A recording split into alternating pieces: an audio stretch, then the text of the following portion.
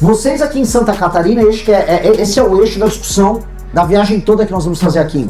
Vocês não são reconhecidos como brasileiros. E ainda assim, quando resolvem levantar o dedo, eu tenho uma opinião para dar. Cala a boca, Catarina. Cala a boca, seu catarinense. Então ele tá preso num ciclo. O ciclo de vocês é um ciclo desesperador. Porque quando a gente olha vocês e os problemas de vocês diante da federação, existe uma questão muito diferente da deles. Seja do cearense, seja do maranhense, seja do carioca. Vocês aqui em Santa Catarina, esse é o eixo da discussão da viagem toda que nós vamos fazer aqui. Vocês não são reconhecidos como brasileiros. O Estado brasileiro só descobre vocês na hora de cobrar imposto de vocês. O Estado brasileiro gosta disso. O Estado brasileiro também gosta de mandar seus funcionários públicos que recebem seus super salários para as praias da região aqui de Santa Catarina, do litoral, para vir curtir uma festa.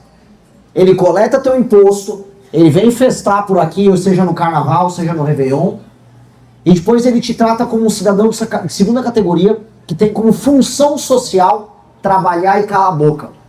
Vocês não foram retratados na abertura da Copa do Mundo, alguém se lembra? Vocês também não foram retratados, percebam, na abertura das Olimpíadas. As novelas nunca vão retratar vocês. Vocês são um burro de carga. Vocês são um bicho que tem que trabalhar, eu volto a colocar, e calar a boca. E toda vez que vocês tiverem uma opinião, vocês serão taxados de supremacistas, de racistas, certo? E de tudo que é pior. Vocês são tratados como? Vocês são os nazistas lá. Paga a conta aí, o nazista. E fica quieto. Esse é o quinhão que cabe a vocês. A federação quer isso de vocês. Não há um reconhecimento, seja um reconhecimento cultural simbólico, ou seja um reconhecimento em termos de infraestrutura e investimento nas estradas de vocês, por parte do Estado brasileiro. Há um silêncio sobre o sucesso catarinense. É um sucesso que aconteceu através do trabalho dos seus pais e avós, muitos deles imigrantes, que vieram para cá e se construíram a despeito do Estado, a despeito da perseguição que o Getúlio Vargas fez contra eles. E eu sei, quem conhece, quem é filho de imigrante italiano e alemão, e mesmo japonês, que em São Paulo aconteceu isso, sabe muito. E vocês, sem que os outros percebessem muito, tocaram a sua vida, geraram sua emancipação, recebem agora migrantes e imigrantes, e ainda assim, quando resolvem levantar o dedo, eu tenho uma opinião para dar. Cala a boca, Catarina. Cala a boca, seu catarinense.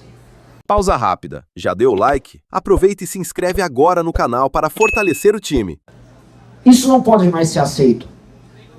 Isso não pode ser aceito. Então, obrigado a respeitar a opinião dos caras que vêm de fora. Sim, esse caso é o tipo, vocês, se vem um cara de fora que vem arrumar um emprego aqui, vocês têm que, e se discordar, você tem que calar a boca, senão você vai tomar um processo. Onde nós vamos chegar nisso? O modelo federativo brasileiro, e eu precisava rodar o Brasil todo e vou continuar rodando. Eu vou passar por aqui, e aí eu vou para o Espírito Santo, do Espírito Santo eu vou para Goiás, de Goiás eu vou para o Amapá, do Amapá eu vou para o Pará. Me está me ensinando muito sobre o verdadeiro problema concreto na alma do Brasil. O Brasil é uma federação fictícia, o Brasil é uma federação que não funciona. O dinheiro que é extraído de vocês aqui, quando é mandado para os prefeitos do Maranhão administrarem, ele é absolutamente roubado. E quando ele não é roubado, ele é usado da maneira mais porca possível. E não há nenhum sistema de incentivo para que esse dinheiro tenha um uso melhor. Um prefeito não vai ser mais bem votado se ele entregar saúde, porque ele pode só comprar o voto da população local.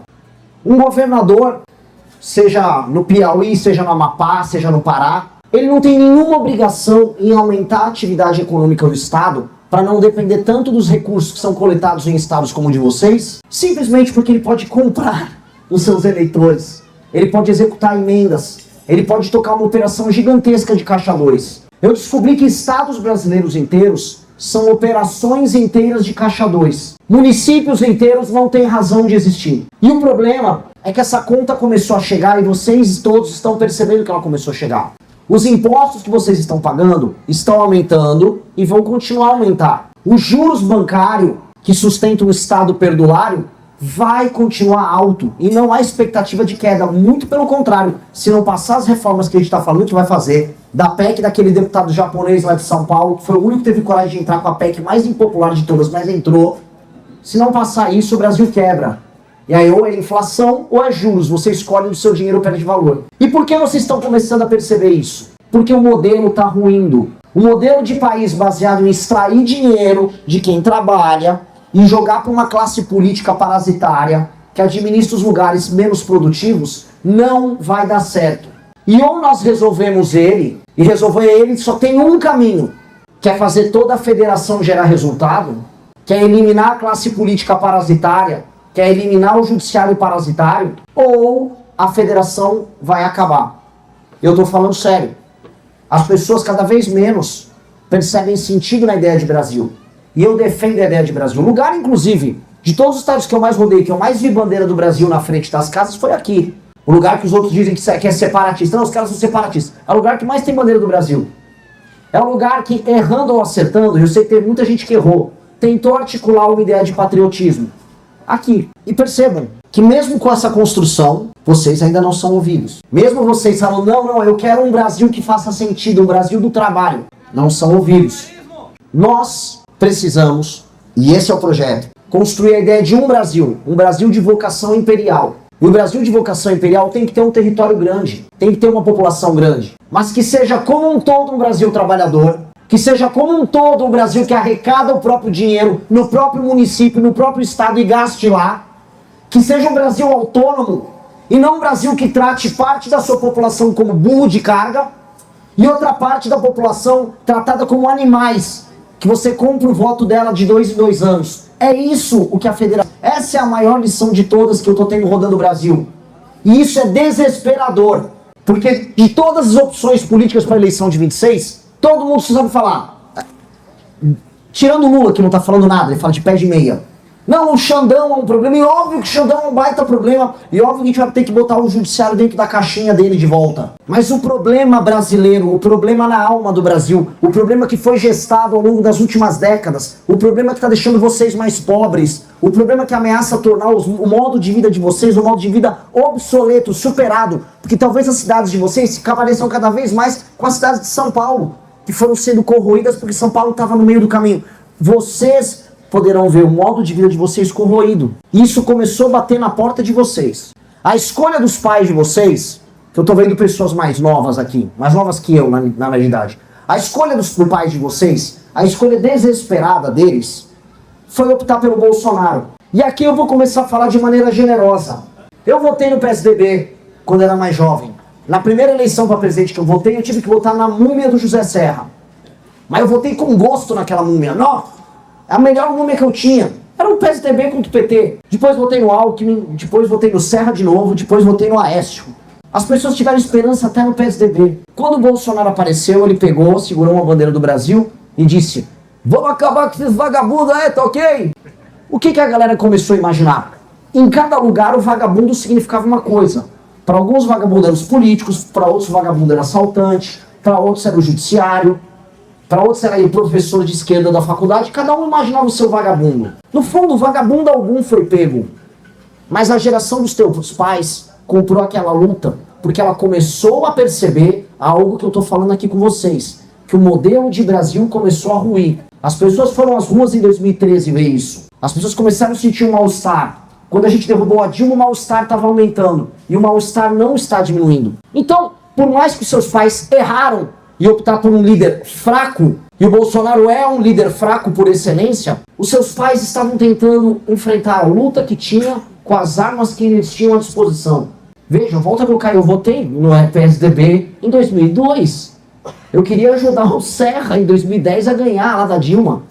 Todo mundo tem suas tentativas desesperadas. Só que vocês são outra geração. Vocês são a geração que percebeu que a geração dos teus pais foi em grande medida enganada por uns dinheiristas do bolsonarismo, por uns caras que querem vida boa, casa boa, quer comprar carrão, quer andar de avião, quer andar de helicóptero, sendo funcionário público. Que é isso que é o bolsonarismo?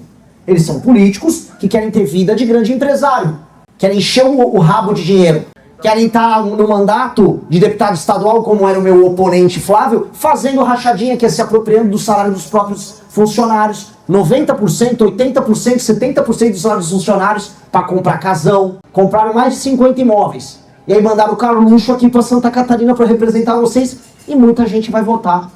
Pra Bahia, pra tirar senador do PT da Bahia, não foi. Pro Amapá, não foi. Ele vem pra cá. Porque eles ainda acham que é fácil enganar os pais de vocês. A questão nossa é, os seus pais não estavam errados em querer lutar. Eles só tinham um líder errado. E ao longo da história humana, muitas lutas corretas foram destruídas por líderes errados. Quando a gente montou o nosso partido, a gente falava... Alguém aqui acompanha as minhas lives? Levanta a mão. Já viram falar que a questão da liderança e da troca geracional? Nós temos que formar uma elite. O que significa formar uma elite? Não, isso aqui não é um curso do Pablo Marçal. Eu não quero fazer todo mundo ficar com mindset milionário e porque ser elite é ser rico. Não. Um jornalista que trabalha na Folha de São Paulo é mais elite do que o velho da Van. Vocês entendem isso?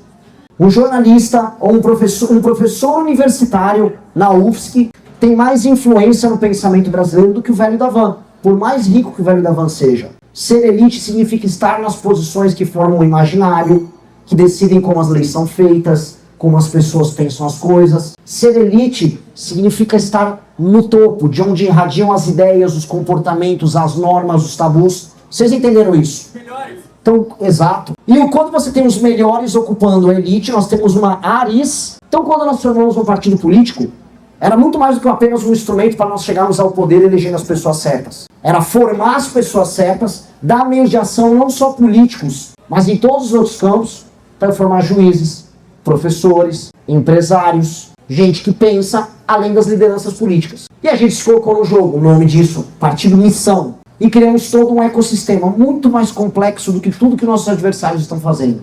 E fomos crescendo sem que eles percebessem, que é o pior tipo de problema. Quando você cresce sem um adversário seu perceber, seu adversário quando vê a tua sombra fala, meu Deus, de onde veio? De onde veio esse ataque? Que é a forma como eles estão lidando conosco agora. Quem tem acesso ao tracking da Atlas sabe, e o tracking da Atlas é aquela pesquisa que bancos recebem diariamente, partidos recebem diariamente. Eu não apareço no tracking, não estou falando da pesquisa, no tracking da Atlas, ultimamente com menos de 6%. É de 6 a 8, quase 9% no tracking da Atlas. E o número que a gente tem entre os mais jovens, extremamente alto e começando a subir já para a geração millennial. É uma subida geracional. E os adversários sabem, e eles não entendem. Eles não entendem o discurso e aí tentam imitar. E sempre tentam imitar a parte mais fácil. Ah, esse cara aí tá falando que é pra matar bandido. Eu vou matar bandido também. Não, o cara tá falando aí que agora o Nordeste é solução. O Nordeste é solução. Agora, ninguém quer imitar o discurso que nós falamos sobre a reforma administrativa que torna inelegível o prefeito que não cumpre meta, porque eles são dos partidos dos prefeitos que compram voto e não cumprem meta. Eles não vão imitar isso. Eles não vão nunca imitar a coragem de fazer uma reforma profunda no Estado brasileiro, que essa é a verdadeira guerra civil do Brasil. Essa é a verdadeira guerra que a gente tem que travar. É a guerra contra as falsas elites que administram essa montoeira de cidade ao redor do Brasil. É a guerra contra os pilantras do Centrão, contra aqueles comedores de prostituta que recebem o dinheiro de emenda, desviam, enganam as pessoas, enriquecem e casam com prostitutas, e compram carros e vivem uma vida que eles não têm o direito de viver. Tudo com o seu dinheiro. É um tipo de ladrão mais assintoso do que aquele corrupto óbvio. Porque ele está aí aos milhares. E aí eu volto a colocar, girando o ciclo de novo para vocês. A posição de vocês é a mais incômoda de todas. Porque o catarinense, ele não é sequer reconhecido como parte do Brasil, ele não está no imaginário do Brasil, ele paga muito a conta do Brasil, e na hora de tentar lutar, ele elege os caras do Centrão que validam os caras que estão roubando o dinheiro dele via impostos. Então ele está preso num ciclo. O ciclo de vocês é um ciclo desesperador. Gostou do vídeo? Não esqueça de deixar o like e se inscrever no canal. Te vejo no próximo vídeo. Fala, meus queridos, aqui quem fala é o Alan do canal Inevitável Cortes. E no meu segundo mês postando cortes aqui no YouTube de figuras do Partido Missão e do MBL, eu faturei cerca de 25 mil reais ou um pouquinho mais de 4 mil dólares. E se você tem interesse em estar criando seu próprio canal de cortes, eu preparei um treinamento 100% focado, mostrando o passo a passo para você estar conseguindo fazer seus cortes de figuras do Partido Missão e do MBL. Para acessar o treinamento é só clicar no primeiro link da descrição ou ler o QR Code que tá aparecendo aqui no meio da tela agora.